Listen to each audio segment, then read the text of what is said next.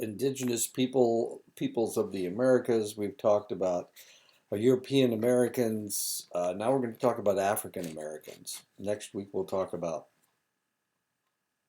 Asians and Hispanic Americans. Um, so let's go ahead and get started. Here we go. The reason I chose this slide is because I used to run track. Anyway, that's me. uh, Plymouth was established in the fall of 1620. The English religious outcasts established their residence in former native villages where they utilized previously cleared fields and raided native graves for food the first winter. They used to, the indigenous people of the East Coast used to bury their dead with foodstuffs for the afterworld.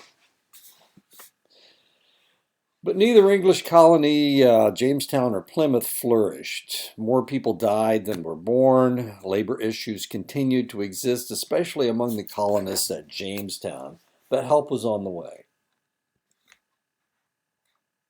In 1619, a Dutch ship landed at Jamestown with 20 black African captives in its hold. The lazy colonists of Jamestown jumped at the opportunity to buy labor. Having no slavery in England, the first Africans were treated as indentured servants, or people who were bound to their master for a select time and freed when they fulfilled their obligation.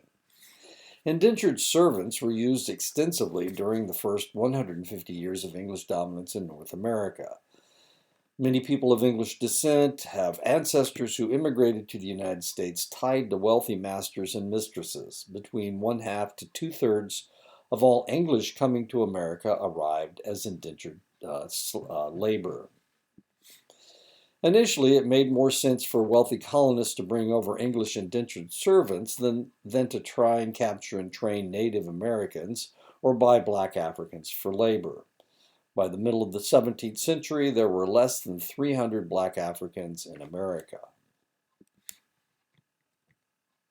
Slavery might never have taken hold in the Americas except for one incident. In 1675, Nathaniel Bacon, a private citizen from the backcountry of Virginia, declared war on all Indian tribes, whether friendly or hostile. Bacon was able to recruit both white indentured servants and black slaves to his cause. The governor of Virginia had declared a truce against the Virginia tribes, but Bacon led a group of backcountry slaves, servants, and poor farmers against the Indian settlements and the state capital. The privileged classes feared the loss of control and the cooperation that they saw between the blacks and the whites, and so moved to increase the number of black workers and limit the number of white indentured servants. So what happened with Bacon's revolution was that they saw that the indentured they needed to cut back on the number of indentured servants because they seemed to be relatively hostile to the power structure in Virginia. Moving into the 18th century, southeastern North America started to move toward large, expensive crops, and only large plantations became profitable. Black slaves became more profitable than indentured servants. The new plantation crops were highly profitable but labor intensive, and those included sugar, rice, and tobacco. Bacon's rebellion frightened the English aristocracy, and thus the support for white indentured servants dried up.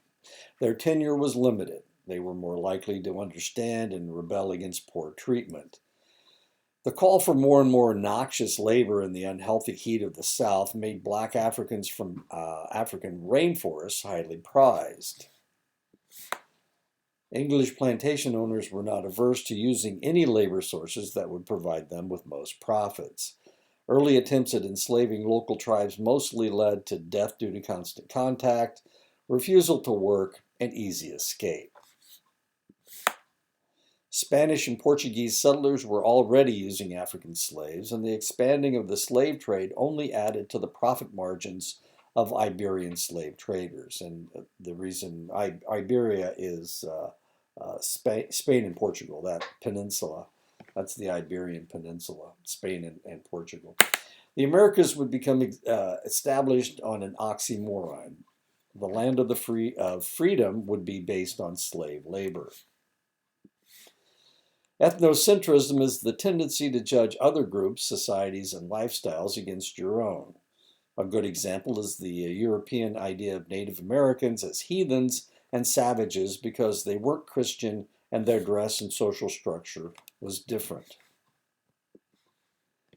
With Black Africans, English ethnocentrism made them feel superior to people of darker skin tone.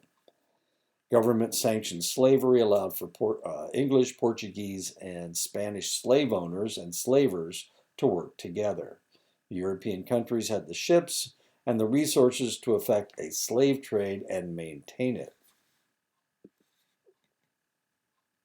In 1972, Robert Blauner from Berkeley, that's University of California, Berkeley, proposed a two-part hypothesis that explained minority-dominant relationships.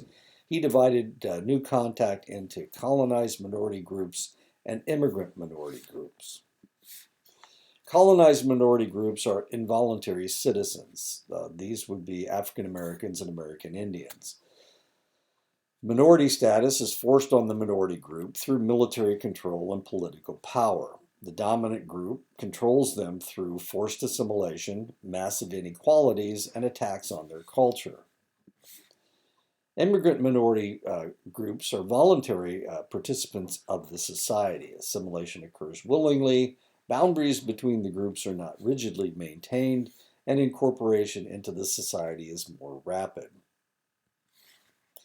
One of the reasons that the slavery system in the South developed in such a negative manner is because the system became paternalistic. Power differentials were so great that the relationship between slave and landowner became repressive, and treatment could include anything. Anything.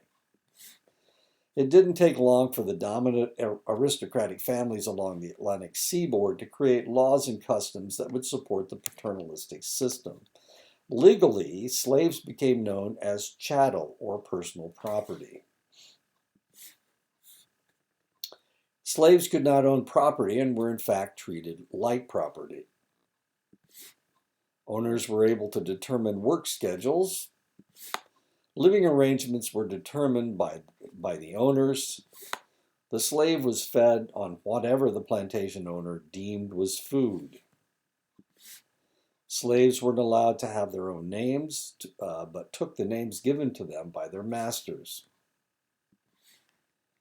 Punishment of slaves could be any level of severity deemed by the master, and misbehavior was determined by the master, not by law. Slaves were forbidden by law to learn to read or write and could be put to death if caught. Slave marriages were not legally recognized, though slave owners encouraged breeding. More slaves, more profits, like what Thomas Jefferson did. The main reason that slave marriages were not recognized is because the slave owner wanted to maintain the right to separate families if economics necessitated it. Husbands were separated from wives. Children could be separated from parents. Slavery in the United States is part of a caste system. In a caste system, the individual does not have the ability to change their social position. In a caste system, you die in the social class you're born into. Not only was a black a slave, but their children were slaves. Whites could not be made slaves. The paternalistic system maintained a strict code of etiquette for the slaves' behavior toward whites. Show deference, show humility, visibly display your lower status. While the system wasn't physically maintained, whites had to supervise their work. It was socially maintained. But part of the paternalism is a benevolent despotism. Some owners treated their slaves in a kindly manner and kept them as extensions of their own family. They claimed true affection for their slaves. While many slave owners treated their slaves well, the system would not allow them to treat the blacks as equals. Because of this and the institutionalized discrimination that permeated the system, ideals dealing with blacks would follow the pre-Civil War mentality to the present day. Because the minority slave owners were trying to control a far more numerous population, fears of slave uprisings were always at the forefront of an owner's mind. In 1831, Nat Turner led a slave revolt in Northern Virginia that resulted in the deaths of 55 whites and over 100 blacks. The uprising was crushed by local militia, and Turner was eventually caught, hung, and skinned. Since the beginning of the United States government, slavery became a contentious issue that threatened to create secession and civil war at several junctures. In the North, anti-slavery groups formed around the concept of abolition or the movement to abolish slavery. Whites friendly to the abolition cause helped escaped slaves find safe places to stay in Canada. The traffic of escaped slaves from one safe location to the next was referred to as the Underground Railroad and became the bane to slave owners throughout the South. They even wrote a law to combat the practice called the Fugitive Slave Act that made it a federal crime to help or harbor runaway slaves. And these are the underground slave routes. As you can see, most of them are through Indiana and Ohio. There's a couple through Illinois. Here's where, okay, see where Indianapolis is. This is where my family used to live, right there. This, right there on the Underground Railroad. Richmond's actually over here. Now, why is Richmond a center of the Underground Railroad? Well, one of the reasons is because Richmond was a Quaker area, and Quakers were abolitionists. Besides running away, slaves rebelled against yeah, so what I need to tell you is that my great uncle he was actually a judge in Delaware County, Indiana, and he owned a store. And in the store, at the basement of the store, was where he kept his all of his produce for the store, all of his supplies. And down in the basement is where he hid the runaway slaves that would come up from Kentucky.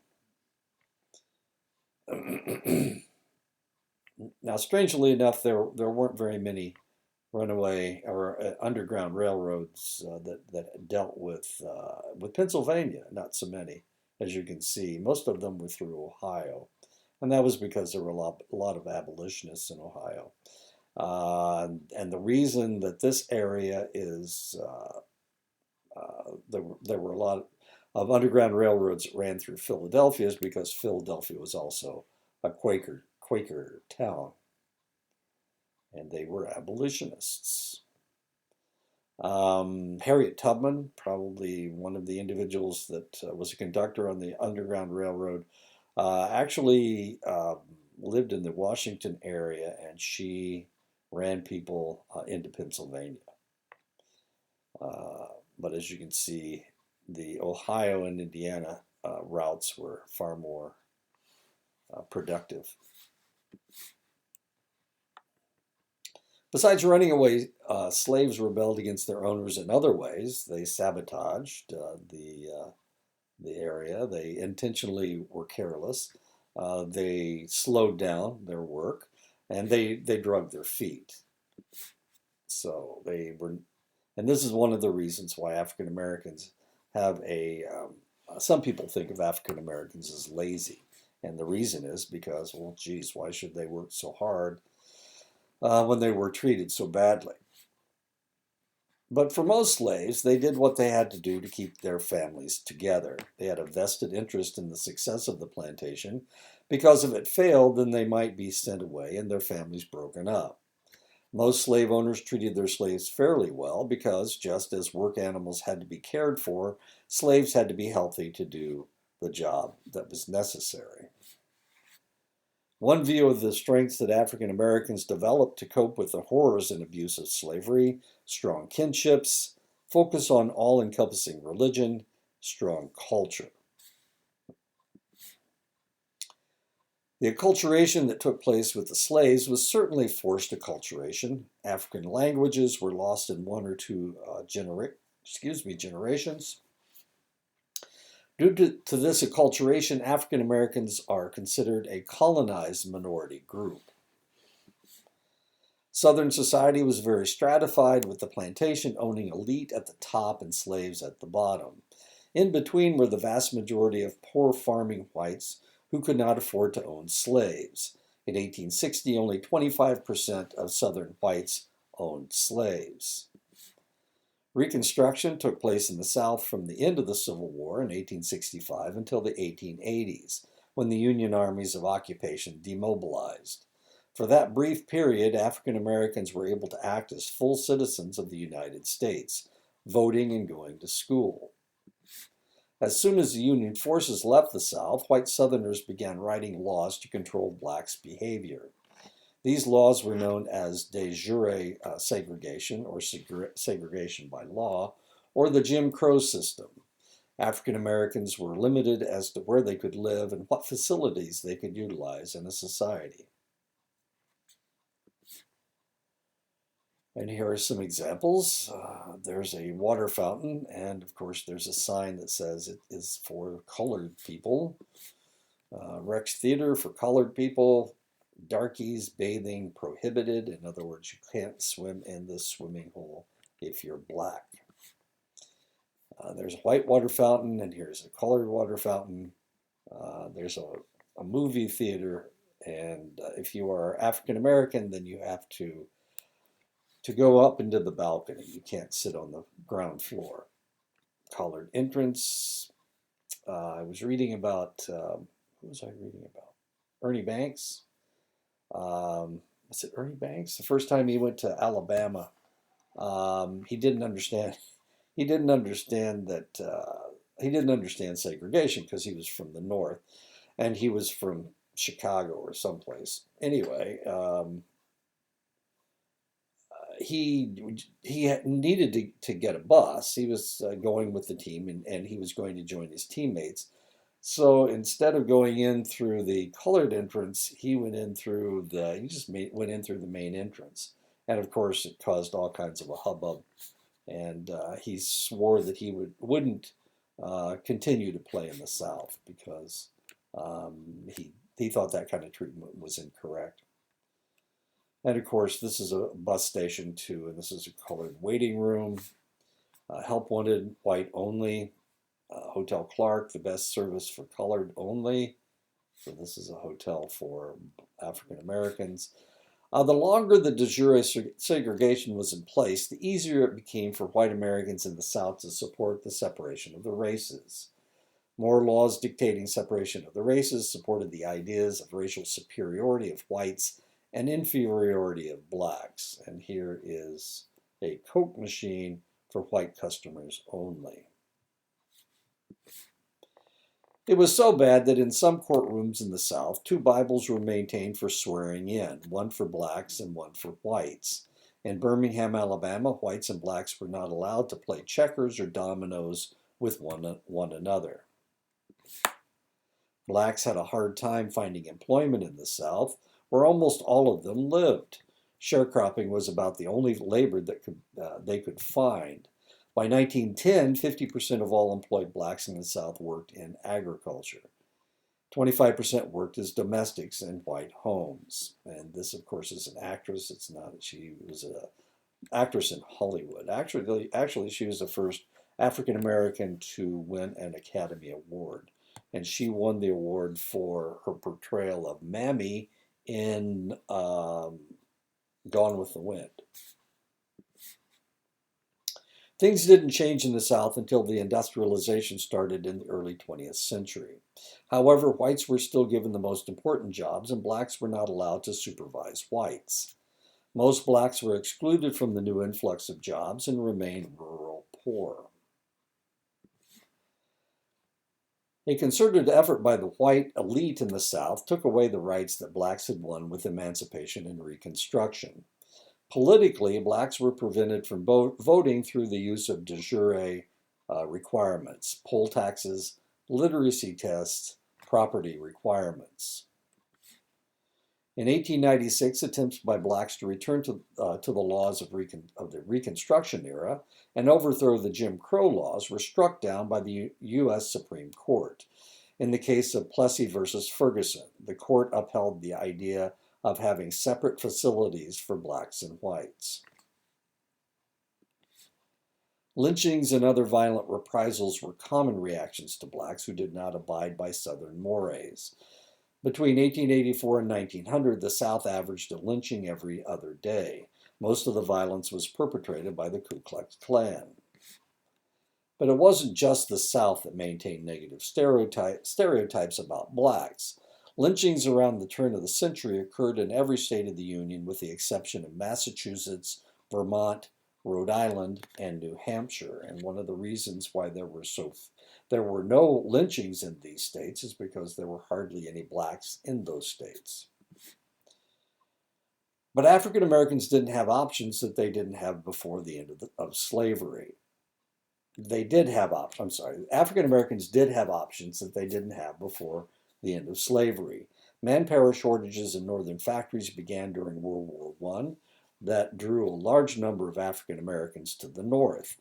Jobs in southern manufacturing opened in the cities, and families moved from rural situations to the metropolitan areas in the South. And one of the areas that they moved to, Chicago had a large African American population who lived on the south side of Chicago. And my hometown of Muncie was an industrial center during World War I. A huge number of men went to war, and the labor shortage was filled with African American families moving into the area. By the 1960s, and this is my hometown right here, actually right there. By the 1960s, only half of all African Americans still lived in the South. Those blacks that did live in other areas of the country didn't suffer from Jim Crow laws and were allowed equal education and voting rights. And in most states, most northern states, they actually were educated in the same schools. That never happened in the South. There are some places in the North where they had segregated schools, but it was relatively rare. Indianapolis had one all-black school. There was one in Fort Wayne and one in Terre Haute. Other than that, they were all educated together. So what integrated the schools in Indiana? It was the fact that African Americans were good basketball players, or they tended to be relatively good basketball players, and because of that, the schools integrated so that they could have good basketball teams. Oddly, that's the pressure in Indiana has to do with having a good basketball team, as weird as that sounds. While living in the North was no utopia, African Americans found more freedom and opportunities in northern cities. Sometimes black workers were used by factory owners as scabs to break strikes against labor unions.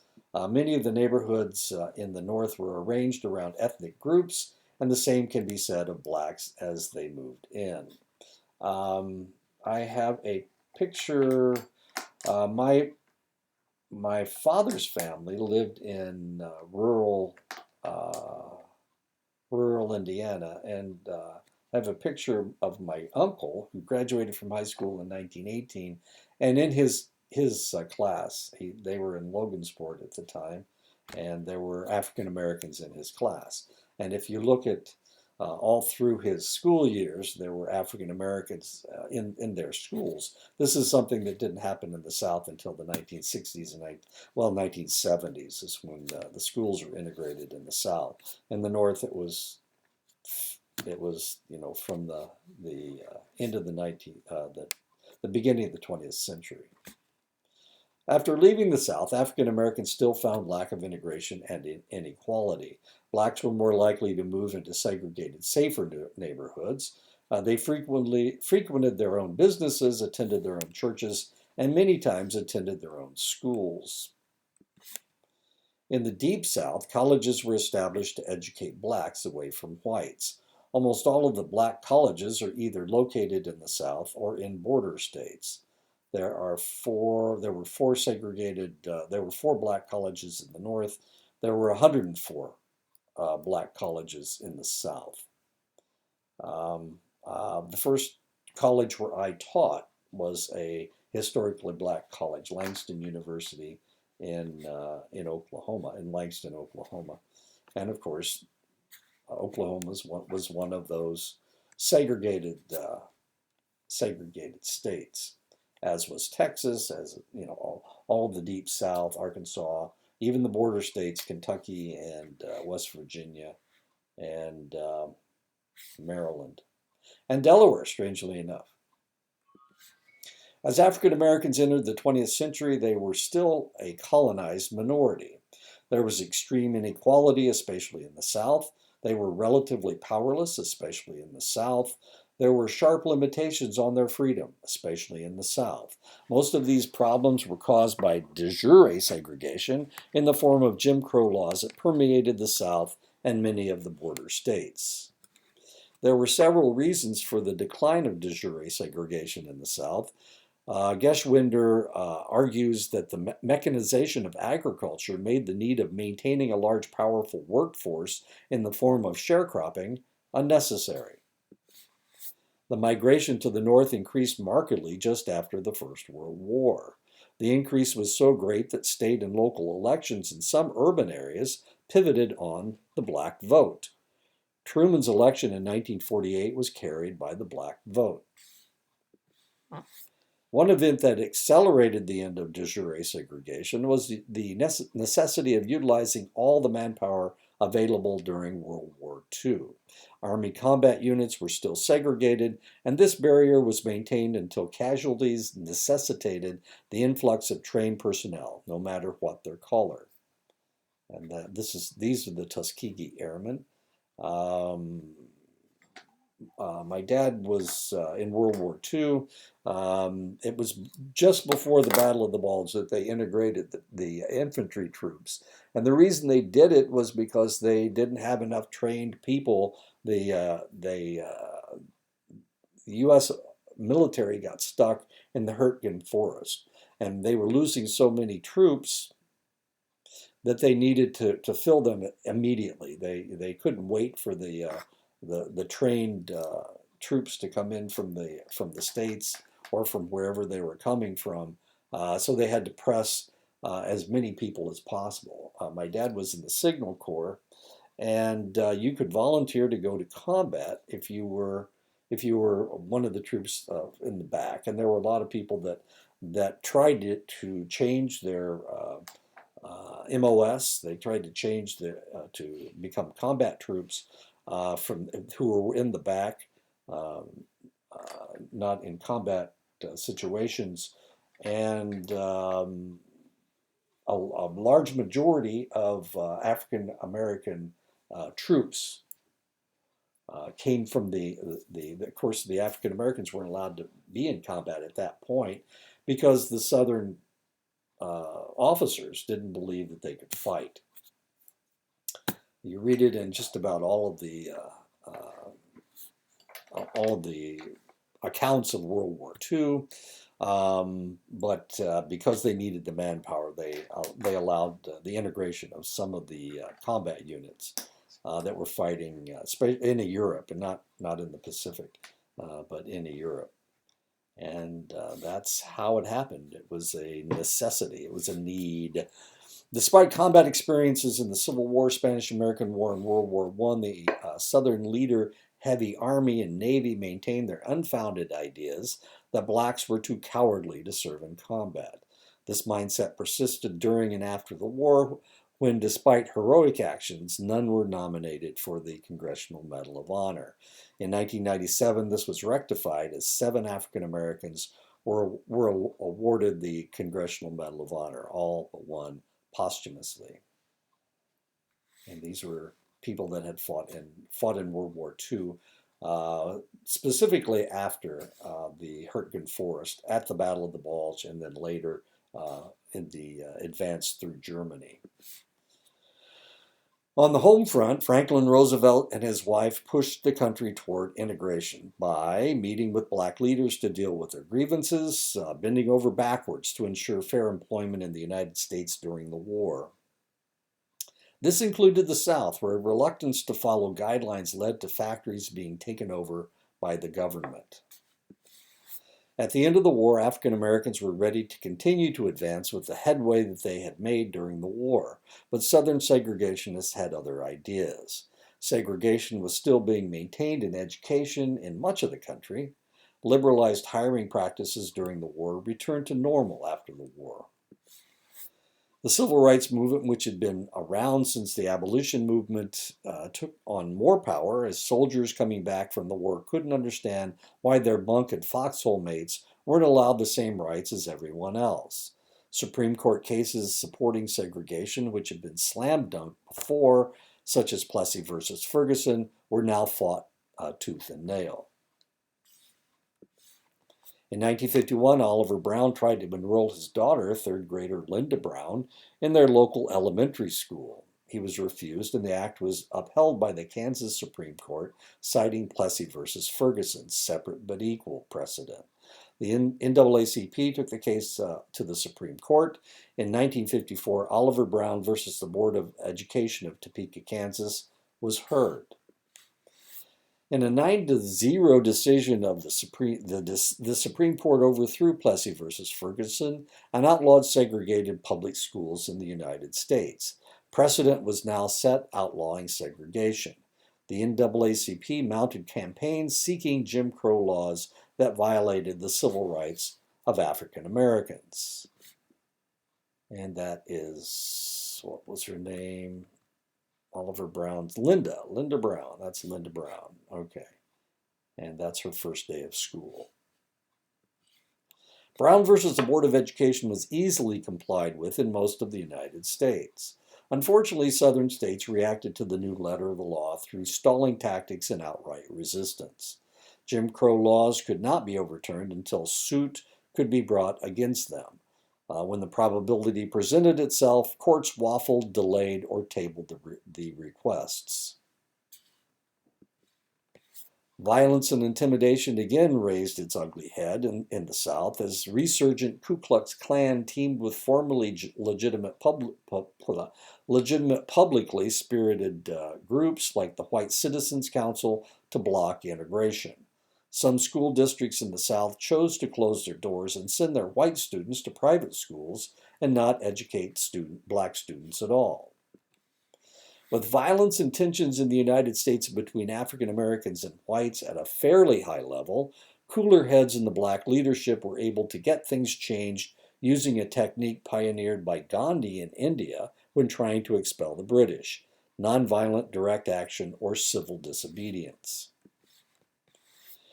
In 1955, in Montgomery, Alabama, Rosa Parks, a tired black seamstress, sat in front of a bus after all the seats in the back, where Jim Crow laws demanded black riders had to sit, were unavailable. A white rider complained, and Rosa Parks was arrested. And this is the picture of her being processed. The NAACP became involved in black friendly white bus riders began boycotting the Montgomery bus system. For a year, buses that had teamed with riders now rode around town empty. Led by Reverend Martin Luther King Jr., protesters followed the precepts of Gandhi and Thoreau, using peaceful protests and civil disobedience. After a year, the bus codes were changed and black riders could ride anywhere on the bus they liked. And this is a picture of Rosa Parks with Martin Luther King Jr. And this is the bus that she refused to move. After the success of Montgomery, other civil rights battles were fought using various means. sit-ins for restaurants or lunch counters that didn't serve blacks, marches and demonstrations, prayer meetings, voter registration drives. This is a sit-in at a lunch counter in Montgomery, Alabama. And as you can see, everybody's fine. And all of a sudden, somebody dumps milkshakes on the people sitting in. Now, if you notice, only one of the people at the lunch counter is black. The other two are white. And they have dumped things on them as well. Looks like sugar and something nasty. Though the violence that occurred was many and varied in different parts of the South, one example is the Freedom Riders from the NAACP who tried to register black voters in 1961. The first busload of black and white riders were firebombed in Alabama. The second busload were pulled from the bus and beaten in Birmingham. And this is the firebomb bus, and this is the beating that they received in Birmingham. While deaths occurred all over the South during the Civil Rights Movement, some riveted the national press more than others. In 1963, 4 black girls were killed in a black church bombing in Birmingham. 5 KKK members were implicated in the bombing, but only one was convicted 15 years later. In 2001 and 2002, the last 2 surviving bombers were finally convicted of the crime, a mere 38 and 39 years later. 2 social movements within the black community that led to newfound strength was the Black is Beautiful campaign and the ensuing Black Power movement. The Black is Beautiful campaign was developed to convince the black community that they had nothing to be ashamed of, that they were beautiful unto themselves, and they didn't need to look white to be acceptable. The Black Power movement grew out of this positive campaign and stressed community empowerment. And of course, this is very similar to Black Lives Matter now, these 2 types of movements. The Black Power and Black is Beautiful movements mobilized the entire black community. When you add the King civil disobedience movement to the mix, all members of the black community were intimately involved with some aspect of civil rights, though there were disagreements as to how equality could best be achieved. One organization that fit both the Black is Beautiful and the Black Power movements were the Black Muslims. Headed by Elijah Muhammad in New York City, the movement supported both black self-esteem and sober black militancy. Dr. King had been one of the prime movers in getting landmark civil rights legislation signed into law in 1964, and the Voting Rights Bill signed in 1965 after John Kennedy's assassination. Hopes for immediate relief from Jim Crow laws was quickly quashed as Southern state governors declared the law null. They claimed that the law infringed on their own states' rights. In 1968, the head agitator, Reverend Martin Luther King Jr., was assassinated on the balcony of a Memphis motel. The country erupted in violence that fairly quickly dissipated. James Earl Ray was caught 2 months later in England and extradited back to Memphis. All physical evidence pointed to Ray as the shooter.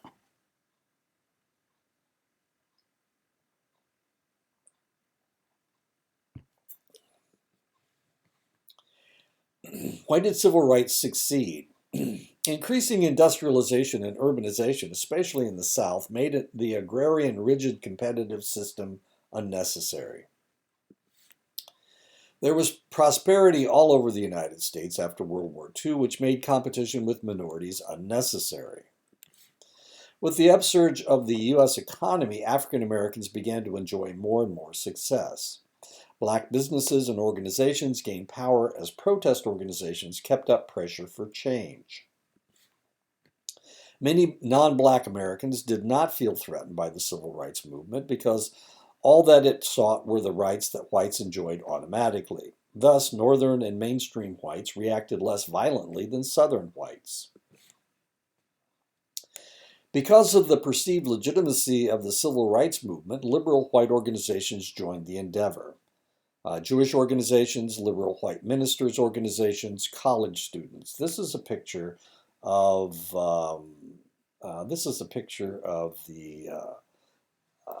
people going to the funeral of Martin Luther King Jr. after he was assassinated. This is Charlton Heston, and this is Marlon Brando. That's Harry Belafonte. I don't know any of the other people in the picture. Oh, there's Sidney Poitier right here. The mass media began showing the movement and struggle for equality in all its violence. Audiences in the North could not understand the brutality used by Southern whites against American citizens. But blacks continued to have a hard time in the North as well, though the problems were rarely life-threatening. Frustrations began to explode in the North in 1965 when the Watts area of Los Angeles exploded in violence over police brutality and racial profiling. 34 people died in the rioting. In the long, hot summer of 1967, Newark, New Jersey erupted in a riot as rumors abounded that a popular black cab driver had been beaten to death by police. Eventually, the National Guard would be called in, and 26 people would die in the rioting. The black cab driver was not one of the casualties. Just after the Newark riots exploded, an incident in Detroit triggered a riot that lasted 5 days and saw 43 people killed. When the police raided an after-hours drinking club in a black neighborhood, the locals took umbrage and wouldn't allow the police to transport their prisoners. Eventually, the National Guard would be called in and 2,000 buildings would be destroyed. It has not always been a comfortable transition from Jim Crow to President Barack Obama. In 1991, Los Angeles again became the scene of an obvious white police brutality against a black man when the policemen who beat Rodney King were acquitted of abuse. 54 people died in the riots that targeted non-black businesses in the area. A 2007 report on the criminal justice system in minorities found that minorities are treated more harshly at every step of the process, where they are arrested and imprisoned. For example, African American youth represent 16% of the youth population, but only 28% of juvenile arrests, 34% of all juvenile court processes, and 58% of all youth sent to adult prisons. One study looking at white and black males born between 1965 and 1969 found that 3% of whites ended up in jail by the time they reached 30. 20% of blacks had been imprisoned by the age of 30.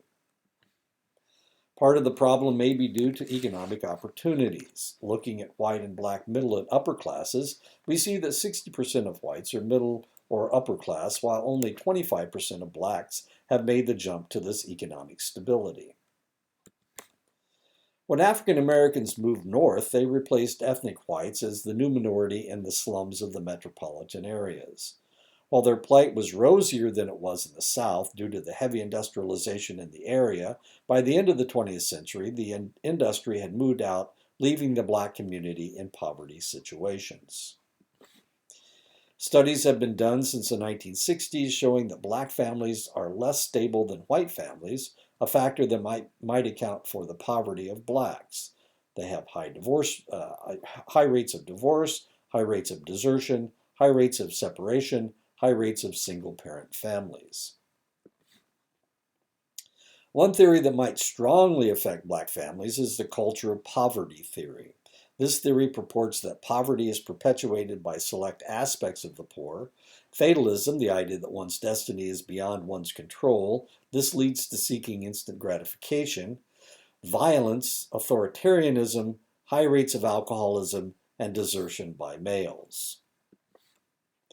Unfortunately, the culture of poverty theory purports that what a poor family has to do is embrace the culture that is successful. In this case, the successful culture is white middle-class values of hard work and frugality, or delayed gratification. The culture of poverty theory is assimilationist. Another theory sees many of the anomalies of the African American family as a result of discrimination and poverty. Matriarchal families due to the poor employment opportunities of black males. Alcoholism as a self-medication for the mind-numbing boredom and desperation of fatalism. In 1955, black women earned one-third of what white men earned. By 2005, the gap had narrowed to 70%. The urban plight of African Americans has to do with tendencies in present and past discrimination against this population. African cultures and languages were eradicated upon entrance into the United States. However, black culture has been able to develop in the United States due to the separation of the black race and the white race. While this wasn't especially true during slavery, it was especially true after slavery was ended. Today, 90% of African Americans are urban. 80% of African Americans reside in the larger metropolitan areas of the United States. 37% of African Americans live in the Northeast and Midwest in metropolitan areas. A slim majority still live in the South. And there you go. There's where African Americans live. That's my home county right there, Delaware County. As you can see, majority of African Americans live in the South. Residential segregation is common today in the North as well as the South. Many have asked whether this is by choice or by design. Did African Americans choose to live in areas with other African Americans, as had immigrating minorities coming into the United States? There is no pat answer. Before 1954, integrated schooling in the South was at 0%. Since then, the number of blacks in predominantly white schools has increased at a snail's pace. In 1988, it hit its highest level at 44%. Since 1988, integrated schooling in the South has decreased to 30% in 2003. The reason for the changing demographics dealing with school integration was court-ordered busing that occurred in many urban areas of the United States. When inequalities of racial demographics was found in a school district or neighboring school districts, white or black students were transported to a neighboring school. This practice was stopped in the late 1980s and early 1990s. Busing was stopped when white families began leaving the urban areas for the suburbs in large numbers. White flight made busing moot as urban cores no longer included whites. In the South, private and parochial schools became the norm for whites as more and more whites refused to allow their children to be educated with blacks. Blacks' dropout rates are among the highest of any group in the United States, but this may be due to other factors that are seen with dropouts. Students who live in urban areas, students who are older than their classmates, students from single-parent families, students who have parents who dropped out, students with poor grades. Since the dismantling of Jim Crow with the Civil Rights Bill, African American political power has increased markedly.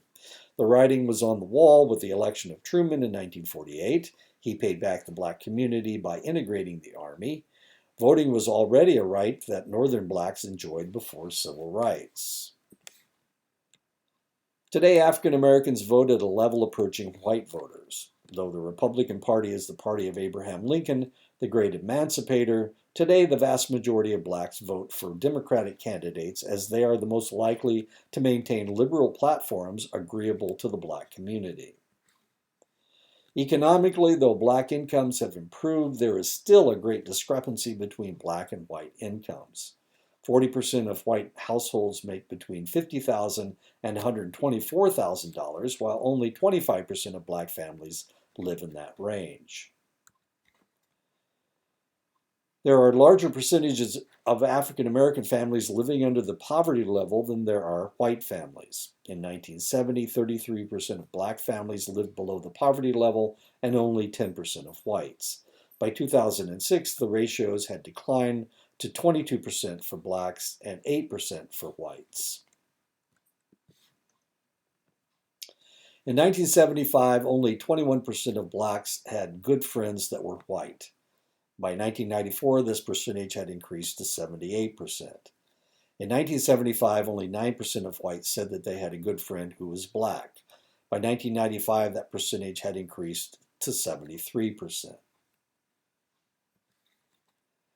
At present, about 75% of white Americans are not opposed to black and white marriages. In 1968, only 20% of white Americans approved of black-white marriages. Among black Americans, currently 85% approve of black-white marriages. In 1968, only 56% of approved of black-white marriages. Since 1970, the number of black-white marriages has increased sixfold. This is Travis Tritt and his wife, and this is Heidi Klum and Seal. Those two relationships are no longer viable. Anyway, that's the end of the chapter on African Americans. I hope it gave you some background as to what's going on with African Americans. Okay, so I'll talk to you next week, and we will tackle the idea. We'll talk about Asian Americans and Hispanic Americans.